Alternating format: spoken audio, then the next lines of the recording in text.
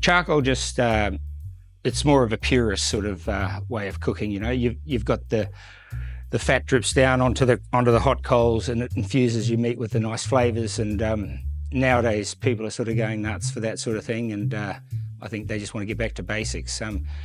When we started looking at it, we thought there's quite a lot of different aspects that you can sort of touch on when you're building one of those, and we just make something that's offers something for everybody. You can cater for a lot of people, or just for your family. When we were starting to design it, we were thinking about flare. How do you adjust your heat? How can you control it? We thought we'd make it so that you can adjust the actual coal tray up and down rather than moving the height of the actual cooking grill. The other thing is, if you want to add more fuel to it during cooking, that's something that can be quite prove difficult. A lot of people try to lift up the grills and make them adjustable so that you can add more fuel. We just open up the front of the barbecue, and like a drawer, it just drops down and you can add more fuel. And durability is another one.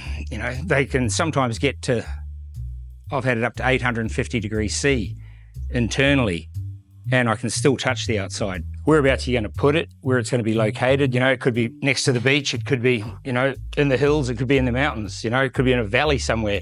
Some people put them into brickwork or concrete and have them outside. Some people are putting them into fancy indoor kitchens, outdoor kitchens, but indoors, you know what I mean? That's something that a lot of people don't realise, that you've got to be very careful with barbies. They're all made for outside, and that's because they produce a fair bit of carbon monoxide, which can be dangerous. You can't taste it, you can't smell it. And this is something that you need to be mindful of when you design your outdoor room, that it is an outdoor room. Make sure that there's plenty of ventilation, the air can breeze through that area and take any products of combustion out of there, because you don't want to hurt anybody just to cook a good steak. We've actually designed these products with a twin skin. So when you install them into timber joinery, they're insulated inside. So we try to reduce the amount of conductivity coming out of the barbecue and onto the materials that you built your kitchen out of. The ease of cleanliness, these are relatively simple to clean. The parts are fairly big and they lift out easily. They can be put back in easily, and they're nice and durable. They're predominantly 304 grade stainless is what we use right through the whole manufacturing of those products. I think what we've come up with is something that's pretty good.